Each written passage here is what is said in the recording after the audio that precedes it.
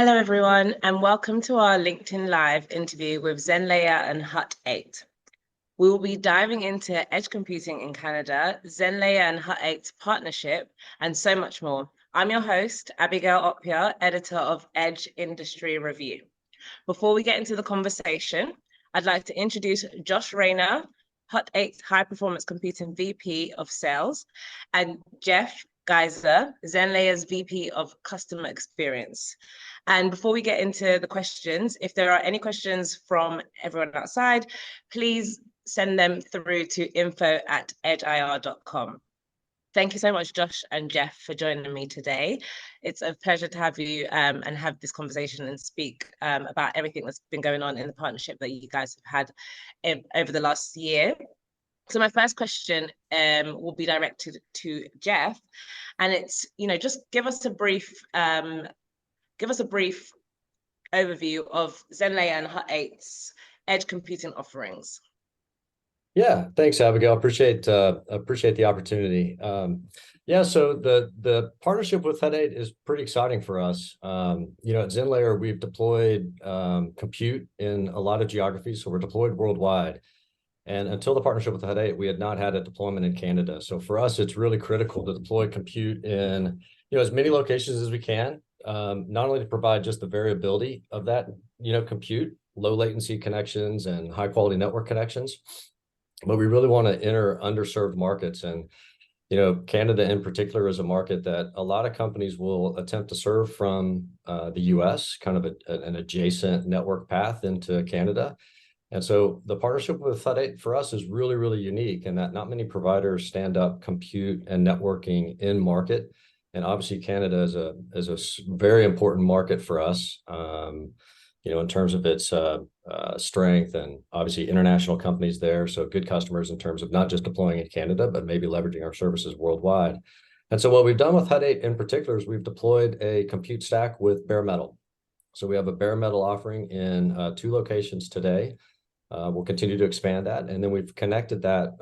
And I can talk a little bit about how we typically deploy at Zenlayer, which will give you a little bit more background. But, we've done a network deployment that gives access to local network environments. So a BGP blend that is high quality that Hut 8 is helping us with. And then we'll also deploy a private SDN fabric so that BMC deployments in those cities in Canada can, serve with low latency connections in those markets, but can also connect to other cloud and other deployments on our collective infrastructure in other markets. Thank you. And Josh, what is the advantage of this alliance over vendors in the market specifically?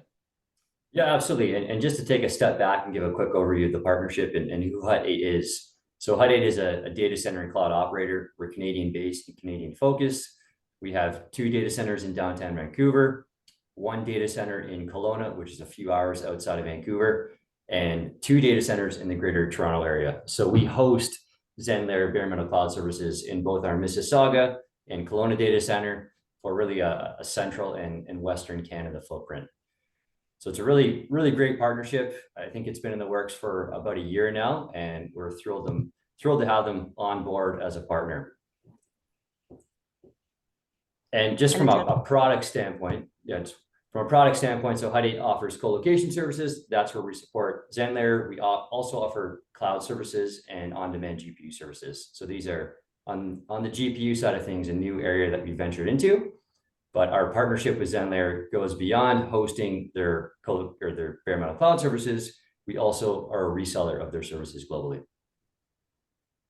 Jeff, and with all these products that Josh has just mentioned, what are some of the trends that you're responding to with these products and services?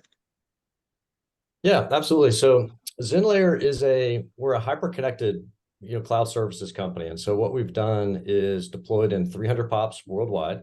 And so while we have deployments in US and Europe, and obviously the partnership with Hut 8 gives us a deployment in Canada, we're really focused on emerging markets. That's really where the company began. And so we're probably the leading provider of emerging market compute and network deployments in markets throughout Asia, China, India, Middle East, South America, all of these markets that are growing quite a bit. And what we typically do is we'll go in and deploy a compute stack in a wide variety of flavors. So we'll provide bare metal like we're doing with Hut 8.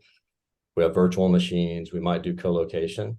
So you have a lot of variability in the compute that you can deploy in a POP. And then we'll, like I mentioned with Hut 8, we'll deploy a couple of flavors of network, deeply connect and peer in networks. We have 12,000 transit and peering connections worldwide.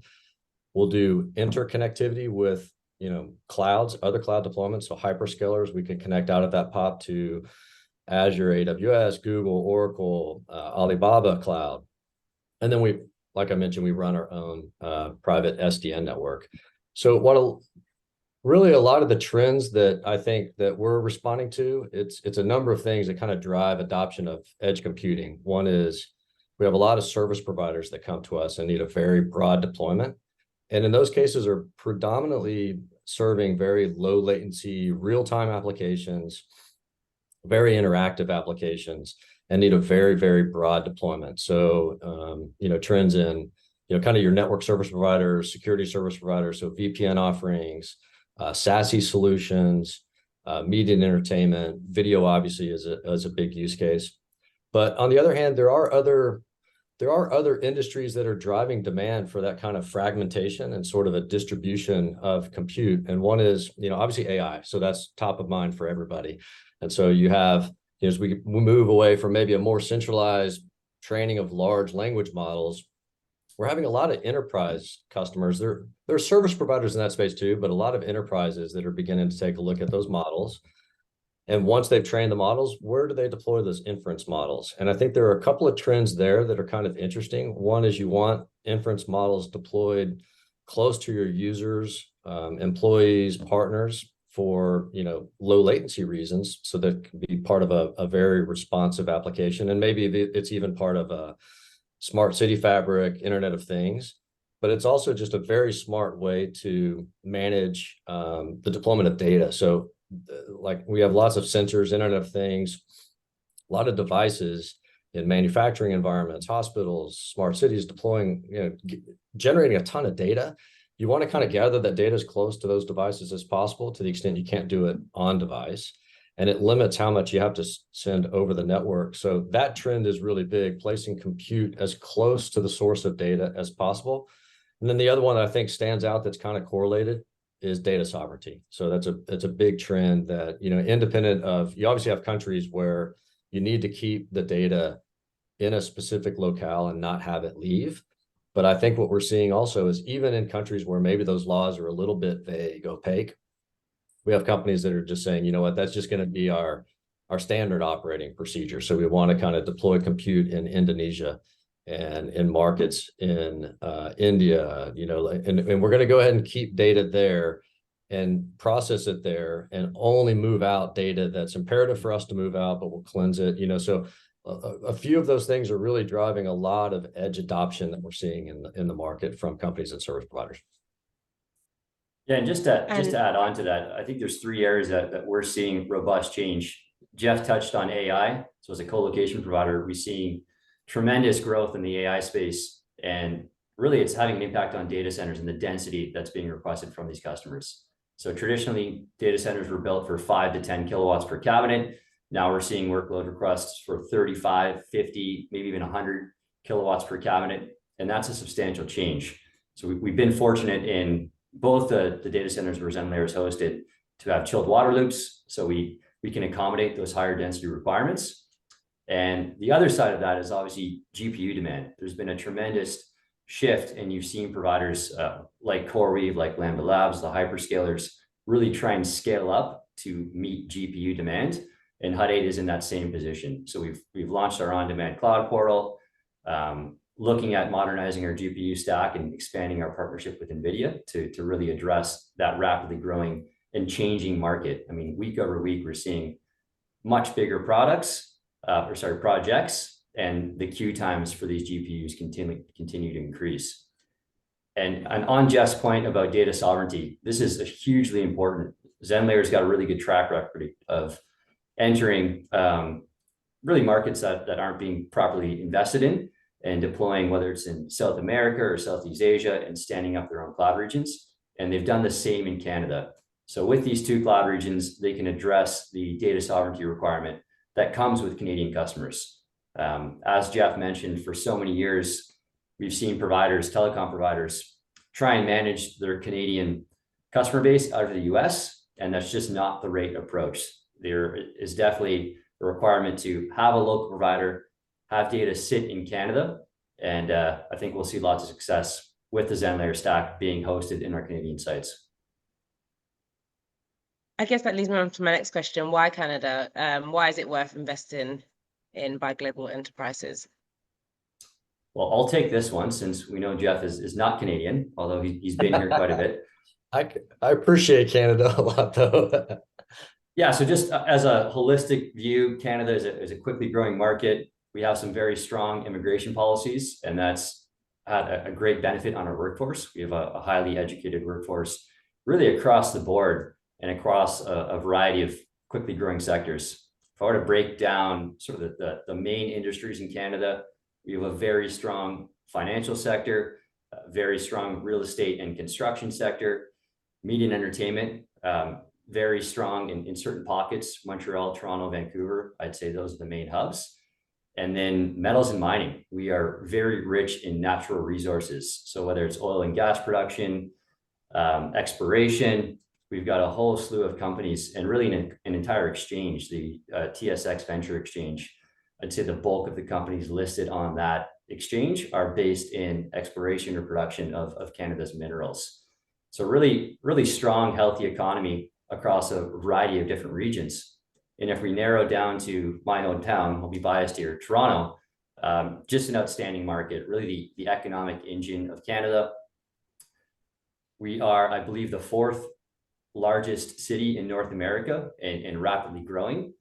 So it's really a great place to invest. We do see a lot of American companies or European companies go to the States first, and then Canada comes next. So I think we're at the early stages, really specifically in Toronto, of seeing international corporations grow into Canada, and that starts with the Toronto market. I'm really interested also in the edge aspect of things. How do you think edge will have a big play in the foreseeable future? So I'm going to point a question towards Jeff and sorry to put you on the spot. How does Zenlayer define edge? And I think from there we can tailor our answers. Yeah. Okay. So that's a good one. So the edge is, it's a little bit vague. Everyone's got a different definition, as you know. And so I think, the way that I think about it, I think the way that we think about it at Zenlayer is really every network transition is an opportunity to be an edge. And so I can oversimplify that into maybe a few edges. One is on device. And so you've got a lot of compute that will happen on device in markets. So Internet of Things, VR, AR, there are a lot of markets. I'll give you full self-driving. You're going to probably want to make decisions in the car. Internet of Things, a lot of connectivity to 5G.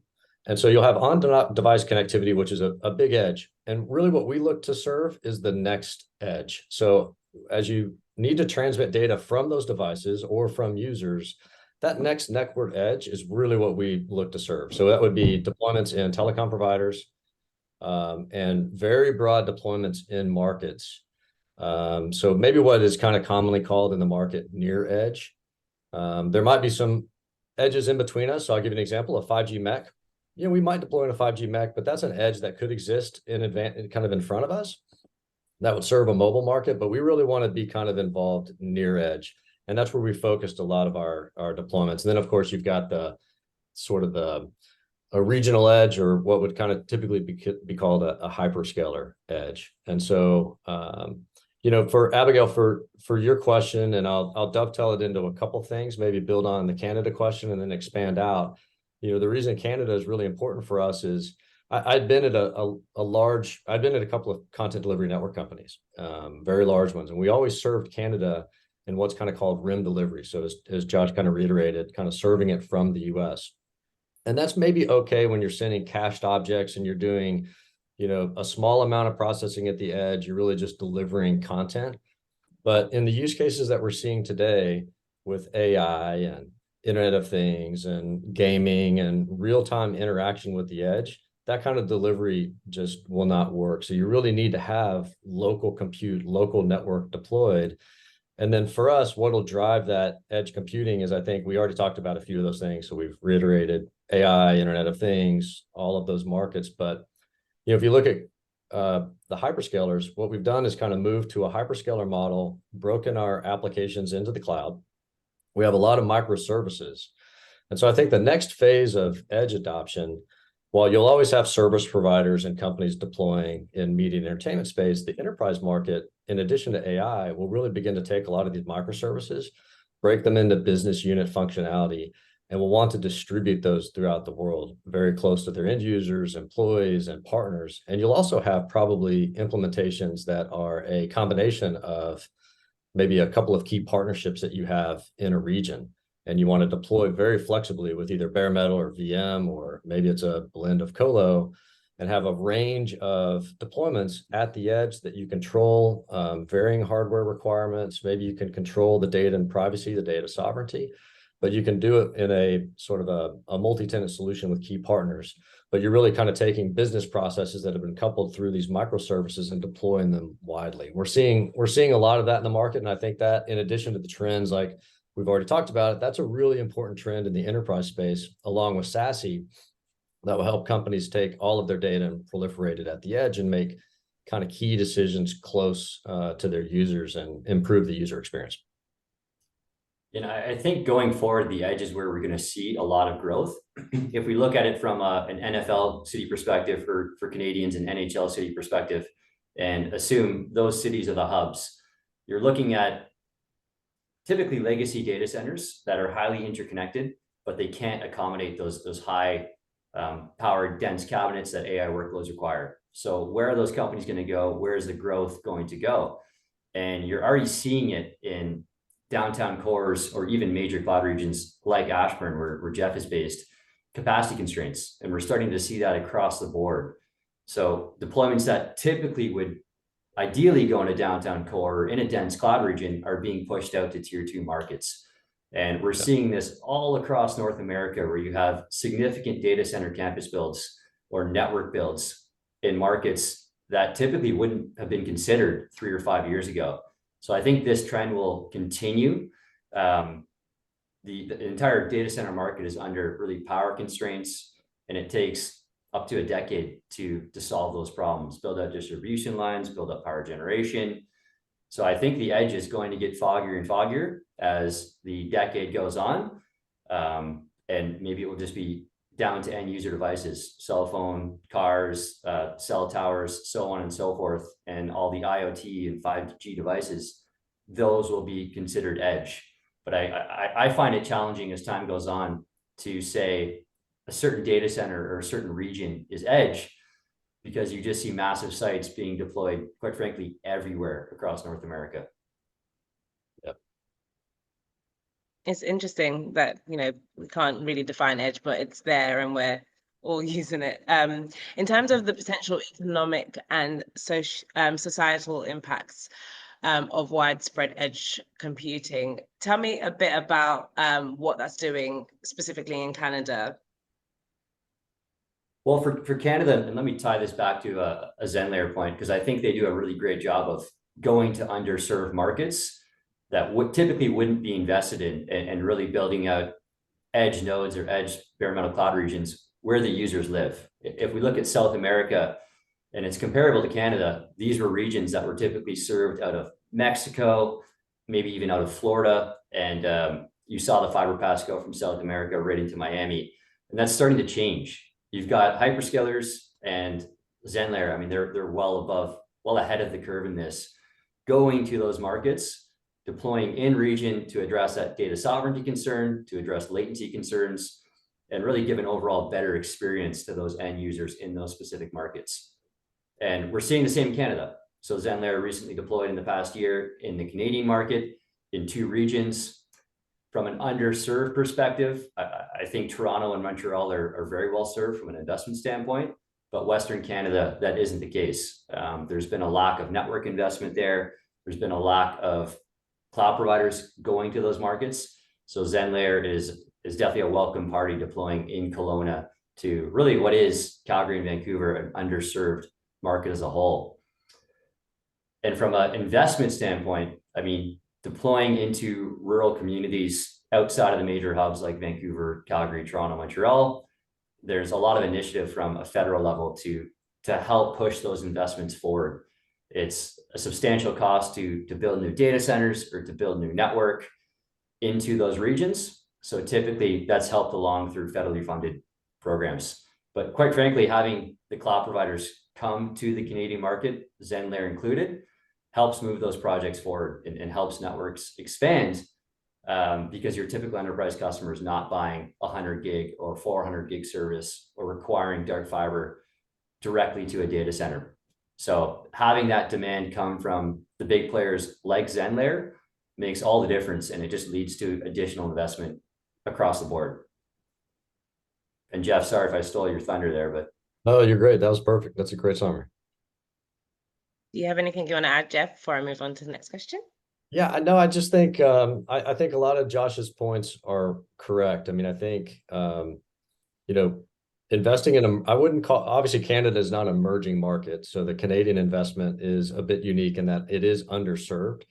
So it's important for us to provide connectivity and low latency, you know, a good mix of service there in Canada with compute and network. But more broadly, I think that investment in emerging markets is really, really important. And we're seeing it on the demand side. These are populations that are going through an amazing amount of growth, digitizing their societies. So there's a lot of adoption of services happening in these markets. And I think to the extent companies are looking at their deployments in, you know, kind of the traditional hyperscaler approach, one of the interesting things in deploying in the edge is that you don't have to duplicate your entire stack all over the world. You can really begin to make really smart decisions about what portions of your application, what microservices need to be deployed at different regions. And it's a very cost-effective way to begin to deploy allow companies to go and provide services in these emerging markets. And then I think the underlying infrastructure, I think there is a broader macro benefit, obviously. So the more investment we make in infrastructure to serve applications, there's job creation, market creation, startups that, you know, we'll begin to see in those markets that are deploying their own applications, local applications. They'll drive a requirement for compute and probably a global requirement for compute. So it's important to interconnect all these while, you know, working with companies like Hut 8 to provide a lot of flexibility in deployment models so that you can do that in a cost-effective way. You can just take advantage of maybe a small amount of compute, maybe it's just some VMs, and just take a portion of your application and deploy it. And while adoption increases, then you can take advantage of like the variability in compute that's available, maybe move to BMC and to Colo.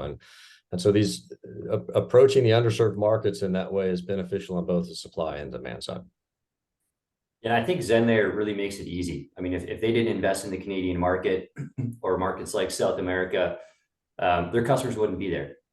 Zenlayer customers buy from them on a global platform. They've got a great cloud console where you can turn up bare metal machines on demand.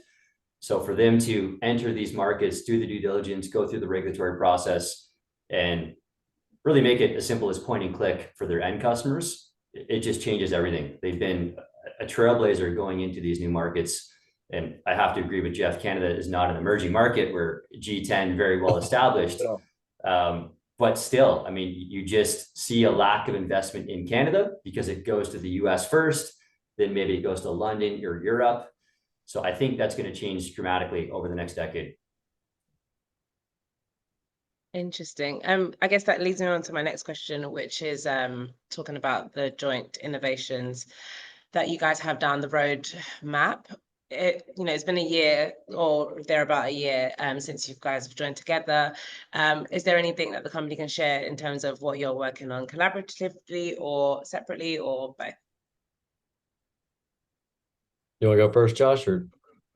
Yeah, sure. I can sort things out. Okay. I mean, from a data center perspective, the Mississauga and Kelowna location are our core facilities. Those are our flagship sites. We'll continue to invest in those data centers and really scale them up. We typically don't have the 100 meg or gigawatt sites that you're starting to see across the US. but these are still very important retail enterprise facilities that will continue to invest and continue to grow in. I think from a Zenlayer and Hut 8 perspective, we really want to keep growing market share within Canada. We've got to be targeting Zenlayer's international customer base, but obviously sell local to the Canadian market as well. And we need to tie our networks together further. So I'd love to see in the future the Canadian regions tied into Zenlayer's global network platform. They've got really great on-demand functionality to be able to tie into cloud on-ramps with the hyperscalers, or tie into really their global network and the partners and customers that come with that. Yeah, I was going to hit on something really similar. So I think, in addition to looking at additional markets in Canada, I think really the next step for us in terms of kind of a roadmap innovation piece is improving the network connectivity. So bolstering the SDN fabric, our private network fabric that we have in those locations, tying that into our network. And I think as Josh mentions, one of the things that we think we do really well at Zenlayer is we can be a single partner for international deployments. So we're excited to work with Canadian companies that are not only serving the Canadian market, along with everybody else that's serving the Canadian market, but really help companies partner with them to deploy compute worldwide and make it easy for them to deploy in other, hard to reach markets. And I think just in general, if you look more broadly at our roadmap, I think we've made it easy with the portal, as Josh mentioned. So a lot of our BMC and VMs and our network, you can deploy point and click in the portal. I think a lot of our roadmap items are, we're really looking to make that even easier from a process perspective, but also provide increased reporting and observability in our portal to help companies with those deployments. And then the other is network deployment. So making it, much easier to deploy network connectivity. Making sure that we have the flexibility that customers require. An example would be this quarter, actually in Q1, we're releasing a feature where people can companies can bring their own AS and do their own BGP announcements out of our BMC. And so it's yet another example of, in addition to just providing compute and network, really giving companies that are doing really unique things in their deployments with bare metal and VMs, giving them just a little bit more control. And so they'll be able to control, in this case, their BGP announcements. But we're looking at those kinds of things, a little bit of a blend of provide a lot of variability in terms of compute, obviously variability in terms of markets that you can approach, but also partner with companies and learn a little bit more about what they'd like in terms of control over that environment, additional flexibility and deployment and observability. And is there any customer stories that, key customer stories specifically that you're willing to share? I think we can start with Josh and then we'll move on to Jeff. So because this is a Zenlayer focused discussion, we aren't familiar with the BMC customers on Zenlayer stack. So we just support them from a co-location standpoint, from a day-to-day remote hand standpoint. So Jeff, I'll have to turn this one back to you and you can talk about the Canadian success stories. Yeah, absolutely. It's interesting because we've talked so much about the use cases, and an obvious use case for edge computing is help companies deploy applications that are real time and highly interactive. So actually, the very first company we deployed with Hut 8 is Agora, which is a leading provider of real time. So they have a platform that allows companies to integrate real time voice, video, chat, AI functionality into their platform, into their games. So a set of APIs that companies can take advantage of. So it obviously requires, it's a highly interactive application, requires low latency connectivity to eyeball networks, requires unique compute. And so they're a perfect use case. They're one of our first customers in this joint offering. They deployed in the Hut 8 facility so that they could serve the Canadian market with that offering. So it's almost a flagship. It's a perfect use case of edge computing and needing to reach a Canadian market that previously was underserved due to the lack of investment from other cloud providers. And Jeff, gaming is sorry, Abigail, just to interrupt. Sorry, go on. Jeff, gaming is a big vertical for Zenlayer. What does the rest of your customer base look like? If you were to break it down, what are the three standout verticals that Zenlayer typically supports? Yeah, the So we've got a big group of what I would like service providers in general, and I would break those into a couple of categories, and they make up the majority of our large customers. I'll talk a little bit about enterprise, but so you mentioned gaming. Gaming is obviously really important. A lot of content served in local markets requires a lot of low latency. So gaming is certainly a big market. The other is we have a lot of very large SASE providers. So these are companies that are deploying secure access edges and a platform to control access from offices, remote facilities, VPNs. So a service provider platform that deploys worldwide to provide SASE services. We also have enterprises that are beginning to deploy directly and build out their own SASE framework fabric. So deploy compute in emerging markets, deploy their own VMware, deploy their own Fortinet and security solutions. And so that service provider market on the security side is a big one. The VPN space is another one, the large VPN providers. We also serve content delivery network companies, so very large CDNs that also need broad distribution. So those tend to be the kind of the service provider market in those kind of four categories. And they obviously need distribution, and we've worked with them quite a bit. In the enterprise space, it's really companies that are deploying regionally and are doing a couple of things. Either one, deploying hybrid multi-cloud. So want to take a little bit more control of their infrastructure and deploy in a local region in either a hybrid or private deployment. So we see a lot of demand there. We see enterprises doing their own SASE deployments. And then obviously we're seeing a big mix in demand from kind of the emerging markets that we already talked about, which are a little bit of, the AI. So a lot of AI demand, inference models being deployed, Internet of Things, and then AR, VR. But our biggest customers kind of come from those larger service providers and larger enterprises building out their own distributed infrastructure. Interesting. In terms of how the regulatory environment in Canada is influencing, the deployment of edge infrastructure. Can you talk a bit about that, going back? I know you mentioned a bit about the infrastructure, especially in Canada, and the environment in general, and the role that government plays, but it'll be nice to just, have a clear answer on that from your perspective, Josh. Yeah, absolutely. And to help frame this, I would compare Canada to Australia. So for those who have been to Australia, you've got a very large landmass with a couple high density population centers and not a ton going on between those population centers. So very similar from a geographic standpoint in Canada. You have high population centers in Montreal, Toronto, Calgary, and Vancouver. And no offense to the rest of the Canadians, but I would categorize the other cities outside of that as tier 2 markets. So how do you build a, let's say, 2,000 kilometer fiber path between those major hubs? Well, it's either you have federal funding, and there are a significant amount of grant or broadband programs. And the federal government and CRTC is very active, and I would say always has been in this space and helping to build out fiber networks to tier 2 markets or to towers or First Nations communities, so on and so forth. So the federal government plays a huge piece of that. And then large enterprise or large cloud providers are the second important piece.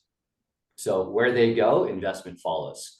And if you have a hyperscaler or a provider like Zenlayer moving into a new market, building out a cloud region, requiring dark fiber or multiple 100 gig waves, that is going to fit the business case for a regional network provider to build into a new market or to expand and build high density fiber links into that market as well. So it goes hand in hand. When you see a large enterprise invest into tier 2 markets, you have a whole other array of providers behind them that will follow up with additional investments and really ongoing support. So you've got day-to-day staff involved in all of those projects that will help boost the economy. So it's a chicken and egg type situation where you need someone to take the first step. And if it's not the federal government, it's typically a very large enterprise helping drive that development along. And we've seen it. I mean, Canada's cell coverage has improved substantially. Our network coverage, not only in the downtown core, but in rural communities, is exceptional. And now you have a provider like Starlink coming into into the picture as well. And they're going to have a huge impact really globally in the remote regions. So whether that's in Midwestern US or far north in Canada, you have providers that can give you high-speed internet access, and that's going to change the scape of the landscape. So we've heard about edge compute, we've heard about the roadmap, we've heard about the partnership, we've heard about Canada. Is there anything else you'd like to add before we wrap up?